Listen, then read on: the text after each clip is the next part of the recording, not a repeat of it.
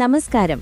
Indian രാഷ്ട്രീയത്തിൽ ചരിത്രം കുറിച്ച ഒരു തീരുമാനമായിരുന്നു വനിതാ സംവരണ ബിൽ. വർഷങ്ങളായുള്ള കാത്തിരിപ്പിന് ശേഷം നാരീ ശക്തി വന്ദൻ അധിനിയമം എന്ന പേരിൽ ഈ ബിൽ ഇന്ന് നിയമമായിരിക്കുകയാണ്. എന്താണ് ഈ ബിൽ? ഇത് നമ്മുടെ നിയമസഭകളിലും പാർലമെന്റിലും എന്ത് മാറ്റമാണ് ഉണ്ടാക്കാൻ പോകുന്നത്? നമുക്ക് നോക്കാം. ലളിതമായി പറഞ്ഞാൽ, ലോക്സഭയിലേക്കും വിവിധ സംസ്ഥാനങ്ങളിലെ നിയമസഭകളിലേക്കും തിരഞ്ഞെടുക്കപ്പെടുന്ന അംഗങ്ങളിൽ 1/3 33% സ്ത്രീകളായിരിക്കണം എന്നതാണ് ഈ നിയമം മുന്നോട്ട് വയ്ക്കുന്നത്. നിലവിൽ നമ്മുടെ ലോക്സഭയിൽ സ്ത്രീ പ്രാതിനിധ്യം വെറും 15%-നടുത്താണ്. ഇത് ലോക ശരാശരിയേക്കാൾ താഴെയാണ്. ഈയൊരു ഗ്യാപ്പ് നികത്താനാണ് പുതിയ നിയമം ലക്ഷ്യമിടുന്നത്.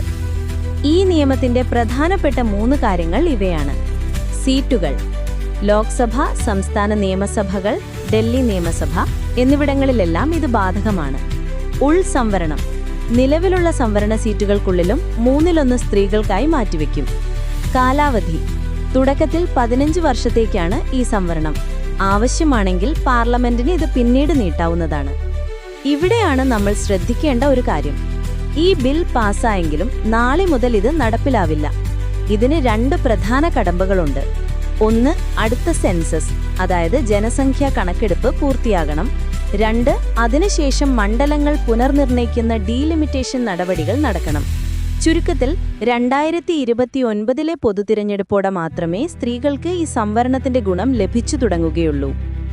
സ്ത്രീ ശാക്തീകരണത്തിന് വലിയൊരു കുതിച്ചുചാട്ടം നൽകുന്ന ഒന്നാണ് ഈ നിയമം എന്നതിൽ തർക്കമില്ല. നിയമനിർമ്മാണത്തിൽ കൂടുതൽ സ്ത്രീകൾ എത്തുന്നത് നമ്മുടെ ജനാധിപത്യത്തെ കൂടുതൽ ശക്തമാക്കും. ഈ വിഷയത്തെക്കുറിച്ചുള്ള നിങ്ങളുടെ അഭിപ്രായങ്ങൾ താഴെ കമന്റ് ചെയ്യുക. വീഡിയോ ഇഷ്ടപ്പെട്ടെങ്കിൽ ലൈക്ക് ചെയ്യാനും ഷെയർ ചെയ്യാനും മറക്കരുത്. അടുത്ത വീഡിയോയിൽ കാണാം. നന്ദി.